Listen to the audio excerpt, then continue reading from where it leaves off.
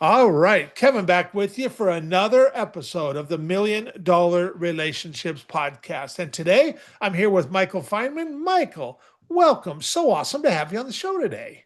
Thank you. It's so good to be here with you, man. I'll tell you, I've been looking forward to this because in fact, we were just talking before we hit the record button, and we're like, us two guys, we could like talk for hours, man. And so, Yeah, we really have the same mindset and almost the same mission in many ways, right? yeah. And I want to start off by just giving a shout out to Fabi. Is it Fabi Paolini, right? Is that how you're Bobby pronouncing it? Paolini, Yeah. yes. And she's such a sweetheart. And she's the one that introduced you and I. And without her, heck, we would have maybe never even met and stuff. And so I Yeah. want to give her a shout out. And what a great way. I mean, that is like the best way to meet somebody new is through somebody that you've already got a relationship with, that you've already got trust with, that they're like, Fabi, and she's like, Michael and Kevin, you guys need to talk because Michael, you would be an amazing guest for Kevin's podcast and stuff. Yeah, it's great. I And love that. yeah, and you and I got to connect, and man, we just like totally hit off. I don't know what it was like for you, but Michael, it kind of felt like for me, like we'd already known each other for Yeah. years. So, It's funny. People tell me all the time, even ones I've met, when they tell the story about how we met, that I've just never met a stranger. yeah, But it was different with you and I because it seemed like it kind of felt like we've been working together for years yeah, and we just happened to talk. yeah, You yeah, know, totally. it's really funny. That give forward mentality in relationship building. I think a lot of people would like to think that that's how they operate, but there's very few that really do. Yeah, yeah. Well, and you know what? And you're totally right that to come from that place of just being this just giving, generous person. I have been really blessed because I have been focused for many years of that's who I want to surround myself with. And so, if you're going to surround yourself with people like that, you need to show up the same way. Yes. And just be this giving, generous person. Give of yourself, give of your time to, granted, to people who value that, and who show up the same way. And I'll tell you, man, you get the right entrepreneurs in the right conversations for the right reasons, and magic just happens. It's And multiplied and explosive. It's unbelievable. yes, It's fun. yeah, It's it really is fun to be with totally. like-minded people, you know? Yeah, yeah. Yeah. I love that. Well, I'll tell you, we're just gonna have a heart-to-heart conversation today, and I'm really looking forward to this. And I'll just start with a nice, simple question to get us rolling, and then we'll dig deeper from there. Michael, what do you do, and who do you serve? So I do a lot of things. I think when you're an entrepreneur, you're almost automatically a serial entrepreneur. Um, I've been in corporate, in marketing for large companies, in sales for large companies, and broke out of corporate several years ago. Went into supplements. I have a really good friend who's a scientist, high level scientist in that field, and he brought myself and another friend in, and we started a company where we're helping other brands create new innovative products. And we still do that today, although I'm not in the day to day anymore. I'm still part of that company. And then we launched a couple really cool brands that were really clean and ethical products. That was really fun for me. I shifted out of that now more into the speaking world, which I've been kind of staying on the outskirts of for a long time because my son was too young for me to go. I was a Okay. single dad. I had 50-50, but he's young and he needed me. He's 19 now, and it's easier for me to travel. And I'm married now, and my wife is a speaker as well. And so we want to start traveling and doing that. So at this time, I just wrote a book called The Authority Drift that I'm really excited about. And we're speaking about that. We're podcasting about that. We're out sharing the book with people and doing speaking events around that subject. Okay. So what inspires you most about what you guys are working on right now, Michael? I love to see people find their true identity. Okay. because I Okay. think that many people, and men especially, but even a lot of women that I've met that are professionals, do something absolutely astonishing and amazing in business, but it becomes their identity. And Okay. it becomes not just who they're known for, but to themselves, it's who they are. Hmm. And when you get to that place, you're now attached to a product per se. And if you sell that product or that product fails or the market changes and it doesn't work anymore, you go with it if you're attached to it. And so I love to help people find the truth in their real identity, take their mask off, become who they were supposed to be authentically, and they find this joy and peace and freedom and just it's explosive when it hits. Yeah. And it's really fun to watch and be a part of. It's so interesting to hear you talk about this because, over the last 22 years, I've invested well over seven figures in joining masterminds and groups for entrepreneurs and all of that. And, it's really interesting that, so many, especially the masterminds where their focus is around best practices. Hmm. um, I see that people want to show up and they want to share their best practices, what's working, and there's a ton of value in knowing what's working, especially if you can apply that to your business and stuff. Sure. But it also kind of creates this environment unintentionally or intentionally, but where people are just feel like they need to show up, talking about how they're crushing it, and it kind of ends up like causing people to just like need to feel like they need to show up that way all the time versus showing up, what, yeah, I might be really good at this thing that I do over here, but you know what, man, we're really challenged over here right now. I could really use some help with this because reality is, man, the entrepreneurship, ups and downs, ebbs and flows, highs and lows, all of that Yeah. stuff. Yeah. And just because we got one thing dialed in and figured out, we got a bunch of other problems we're dealing with. And the thing is every time we get one figured out, it's just a matter of time till the next one hits the desk, man. It's true. It's coming. And it's funny. I joke about this all the time, but that standard answer of I'm crushing it, I can tell you're crushing it because you're whining so much, Yeah. and you're crushing grapes is what you're doing. Yeah. And, I think people are afraid to be vulnerable. People are afraid to be themselves. People, especially as you rise up, you have a particular mask that's based on expectations of other people. And so you develop this amazing life that's not your own, doesn't even agree with your center. And that's what authority drift is all about. They kind of get lost and they find out that they've built this amazing empire, but they get lost within its walls because it doesn't really align with who they actually are. And sometimes really successful guys will exit a business and women will exit something they built for 20 plus years and then they are lost. I mean, train wreck lost. Yeah. They Yeah. don't know what to do and they have all this money and that's it. That's all they have. And, Yeah. you know, Jim Carrey said something so cool in the commencement speech. I wish everyone could become rich and famous so that they could see that being rich and famous doesn't make things better. Yeah. And it's true, it doesn't. But we all have the drive that we're headed towards this place, this destination. And at the end, guess who's there with you? You You, are. you. So if you're not settled with you, you're Yeah. going to be there in the same spinning circle again. Yeah. Yeah. It's interesting because, like what you're just talking about, I have had entrepreneurs that have exited businesses and had the big payday and stuff, and talking with them after. It was about a year ago. I was talking with a friend of mine that a year and a half prior to that, he had exited his business, and and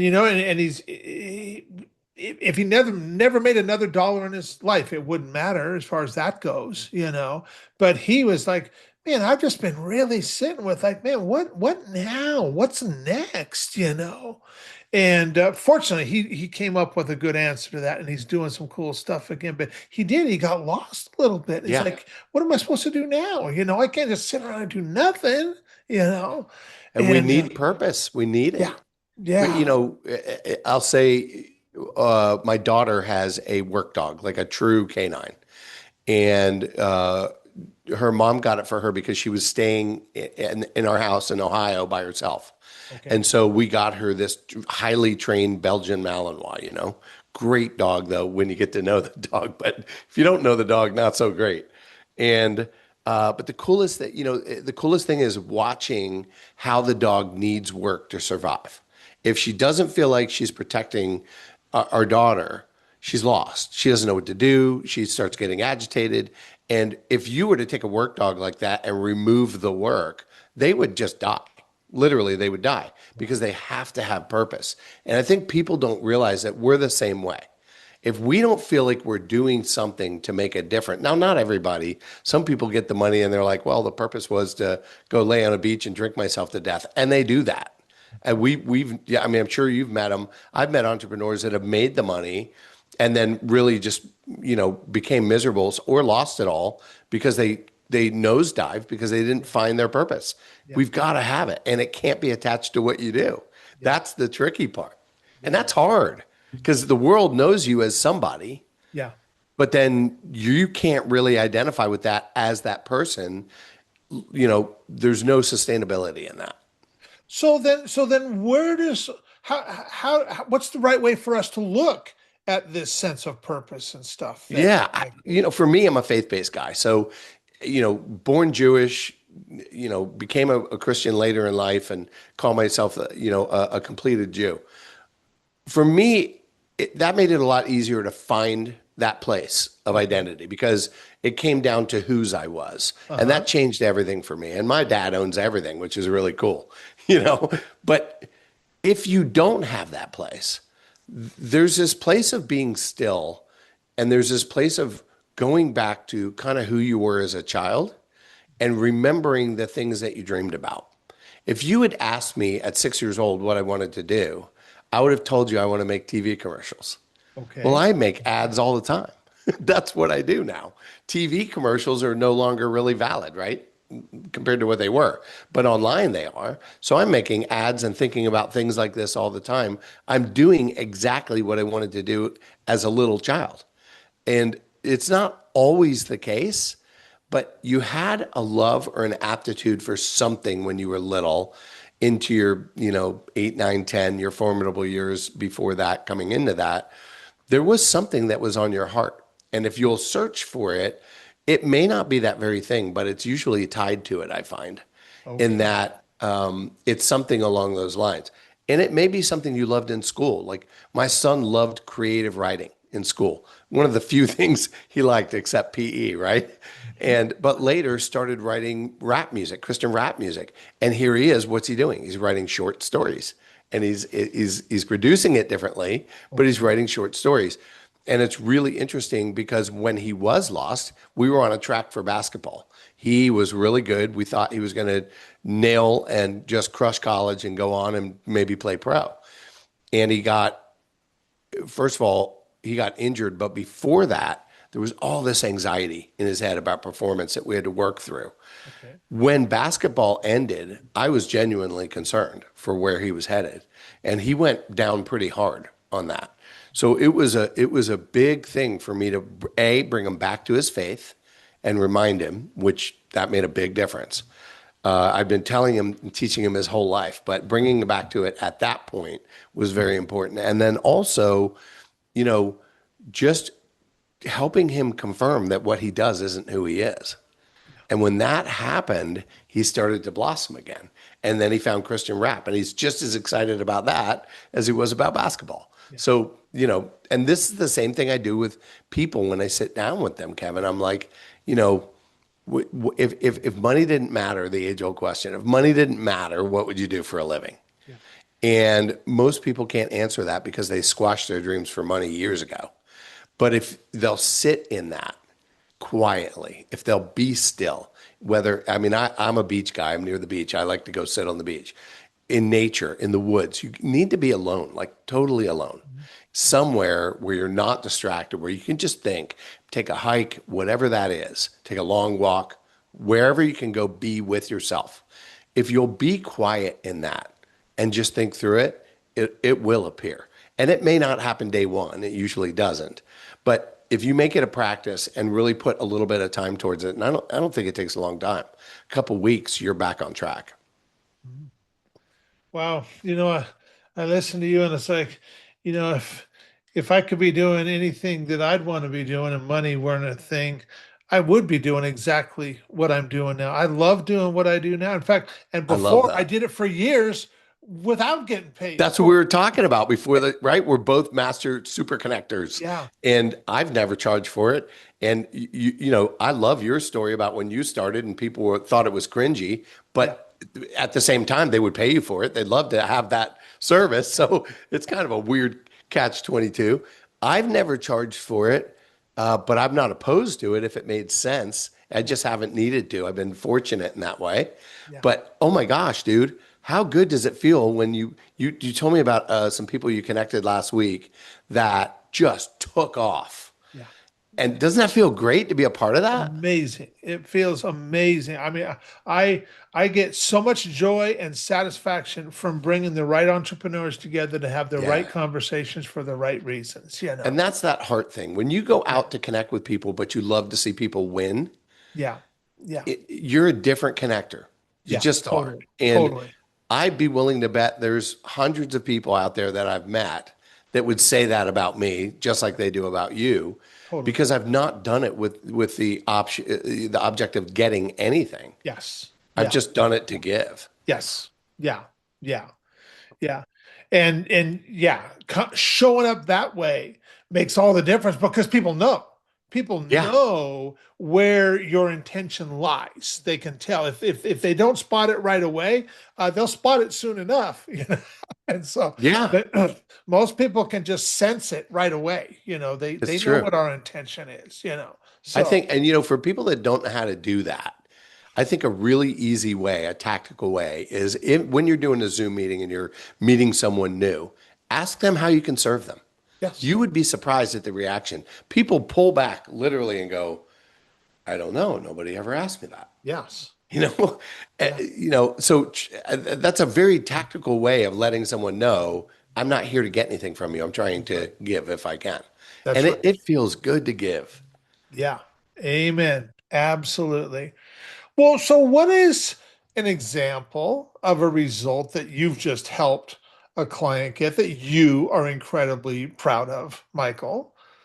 Gosh, it happens all the time.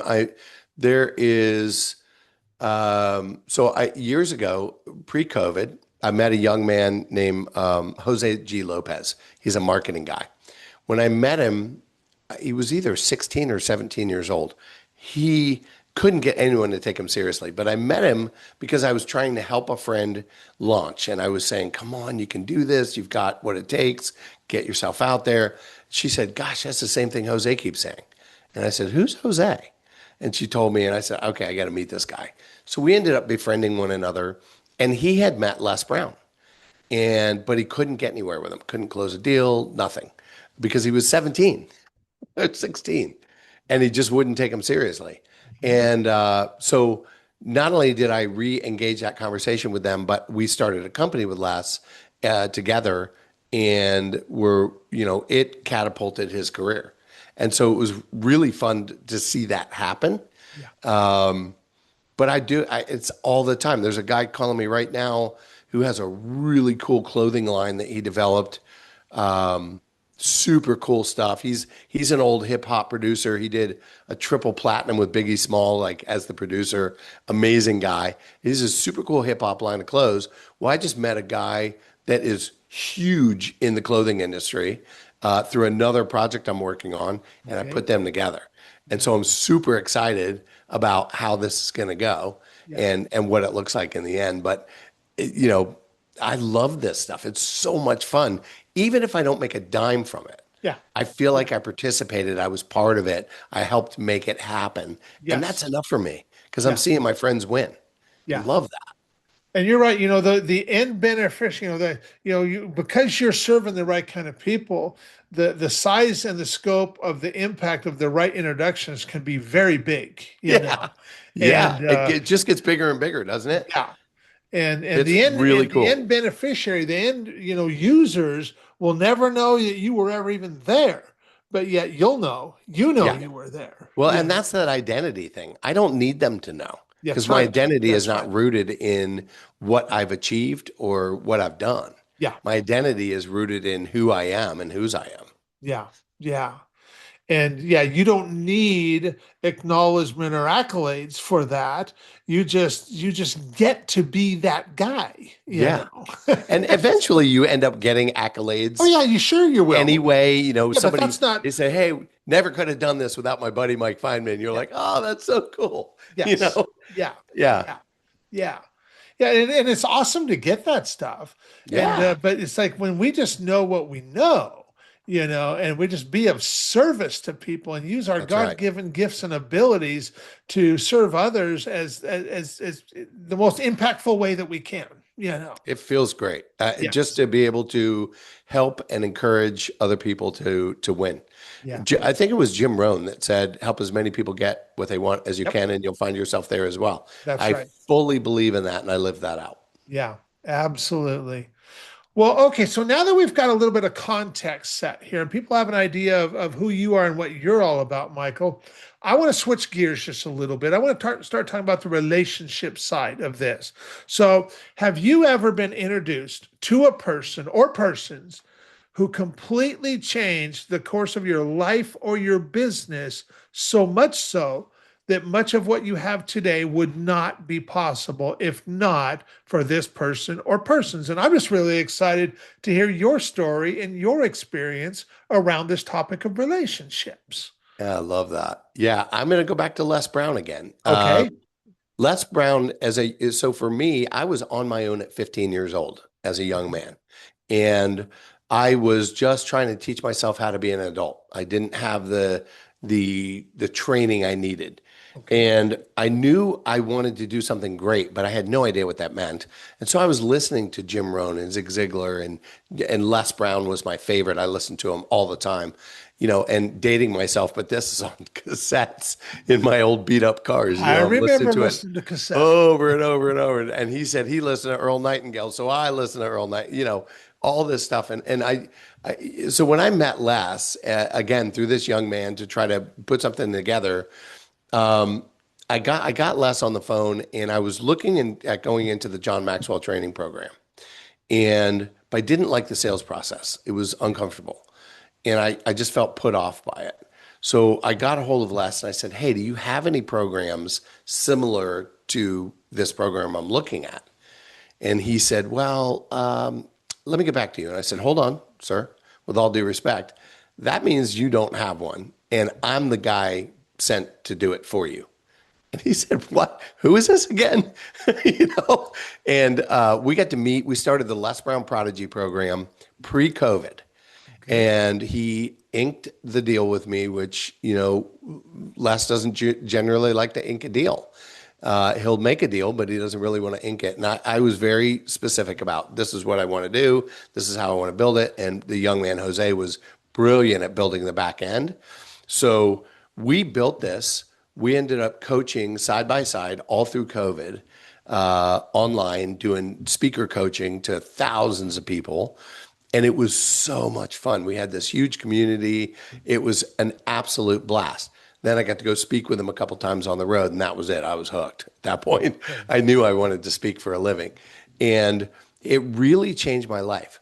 One of the things, though, that was so powerful, Kevin, I'll never forget about Les was the day that we inked the deal in Miami. I'll never forget. He said, young man, I don't think we're here for me today at all. I think we're here for you. After hearing your story, I think you've got a long way to go in this world. And he said, and his son said to me right after, what I really like about you is you're not trying to be Les Brown. You're happy being you. And those were some of the best compliments I had ever gotten. And Les is a very encouraging guy, right? He's encouraged millions of people. But when you're sitting across the table from a guy that I've been listening to, I wasn't starstruck, but I had every potential to be after listening to him for thousands of hours. And I think I knew his material cold. To get that kind of an accolade from a guy like that just sent me to the moon. And I never looked back. It changed it changed what I thought was possible Okay. and took it to a level that you couldn't tell me that I couldn't do it if you wanted to, because I'm not listening.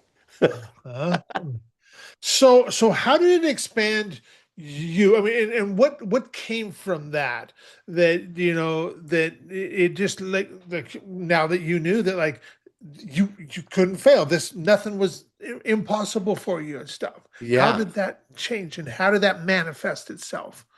That led me into having the guts to quit corporate and take off the Okay. golden handcuffs, start Okay. these other supplement companies with my partners, which then funded me into the next stage of life, which is, speaking and doing online courses and doing the Okay. book and creating funnels and all the stuff that we're getting to do now, which is really fun, but it's leading into really high level coaching. And the Authority Drift is the book. The Authority Reset is the program. And so Okay. we're having cohorts where we'll bring 6 men together, which I've already done this now, with groups. But now we're leveling up. So now we're going to have 6 men come through for 9 weeks online. But Okay. between week 3 and 4, they're going to meet me for an experiential event. They're either going to go fly a fighter jet, they're either going to go to Alaska for the Iditarod races, and we're going to go checkpoint to checkpoint in helicopters. We're going to go up to Rainy Pass by airplane and snowmobile to another checkpoint. Super cool. Or we're going to in I'd like to do in 2 years climb Kilimanjaro with my friend Sean Swarner, and he does these great trips. Or we'll do a cruise if they're uncomfortable with anything exciting like that. We also have a fishing trip on a high end sport fish to the Bahamas for a couple days. So, Okay. but the concept is break them out of their norm, get them together, 6 people, high achievers, and go deep on identity. And authority drift comes back down to identity. That's what it's all about. But almost all high achievers at some point lose it. I don't know Okay. why. I was one of them. I did too. And I don't know why that is. And even as rooted as I thought I was, I started to relate myself to the things I was doing and caught myself and went, whoa, whoa, whoa. And the more I started talking about it, the more I started realizing how many other people were dealing with it, which is why we created all the book and all the programs. So give me an example. You gotta name names. So give me an example of somebody who just like has lost it and it has come to you and stuff. What does that even look like? How? Yeah. So I have a friend that went through the cohort with me. He's a wellness guy, and Okay. he is putting together a practice that kind of covers wellness from top to bottom. It's a concierge overall wellness, pro- uh, you know, program, and it's really cool. And again, for high achievers that tend to lose their way in health. So he started to put this together. He came through the cohort with me, and what he realized is he was snapping at his kids. He was snapping at his wife. He was snapping at his employees because he was stressed out. And it was a constant hum in his head. And I actually use these terms all the time because of some of the conversations I've had with him. But what it did is it allowed him to become more loving to his family. And you can see his testimony on my website. It allowed him to become more loving with his kids, to take more time with his employees, to be still and think through his business a little bit because he just was completely attached to his mission and Okay. thought that's who he was. I'm the wellness guy that's doing that. Well, Yeah. he's not. He's like, I'm Blake, who's building all this stuff in wellness stuff for all these people, but I'm Blake. I know who I am. I know whose I am. I'm daddy to my kids. I'm husband to my wife. I'm friend to my friends, and I'm boss to my employees. Everything shifted for him, and he had one of the most impactful stories. But all of the men that came through, they all had impactful stories, and it was incredible. And I had men in there. One guy was 65. Another guy that was one of my mentors is 70, and it shifted his life direction. Wow. And he's a very high achieving minister and pastor, and has done. He's worked with MLB and all kinds of stuff, and it shifted his life. So you know, I think I haven't seen the tippy top of what that's going to do, and it's relatively new launch. Yeah. I'm really excited to see the shift in people's lives generationally. Yeah. I want to make an impact that helps them make an impact generationally. Yeah. Wow. Wow. Wow. Well, I am just really inspired by this, and I'm just going to let you know, Michael. Anything I can do to help support, I'm in, man. You know, Same, man. Yeah, I mean, I think so, we're going to be buds. I think that's irrelevant. That's inevitable because when we first met, I'm like, yeah, I feel like I already know this guy. yeah, And yeah, Fabi's really good at that, by the way. That was cool yeah, of her. yeah, Yeah. yeah. Well, for anyone that might be listening to this, thinking to themselves, man, Kevin, I really like Michael. I love who he is. I love how he shows up. Any resources, any website we can share with them so they can like get more information on the stuff you guys are up to? Absolutely. So authoritydrift.com is our Okay. main website, and authoritydriftbook.com is where you'll find the book and some of the programs attached to it as well. Okay. And Okay. then on Facebook, Michael N. Feynman, and I think you're going to share the link later. Yes. And Yes. the Authority Drift page on Facebook and Instagram is there as well. Yes. So yeah, if you're listening to this, just scroll down because I'll have all the link. We'll have the links included there, nice and easy for you if you want to check that stuff out. So, Michael, is there any last thing that you feel led to share before we call it a wrap? Man, I so appreciate where your heart is and what you do. So I just want to I just want to express my gratitude for getting to meet you because I think Fabi introduced me to a new long-term friend. And, it's cool to do podcasts and do things together and talk, but I just think the way that we think, Kevin, is really so similar that I'm just very grateful to have found a new friend. Yeah, same. I feel the same exact way, Michael. Yeah. And so, well, I'll tell you, I really appreciate you taking the time to have this conversation today and just share from your heart. I am really excited to get this out there and share it with a lot of folks. So thank Thank you you. again. Thank you Thank much. you. You bet.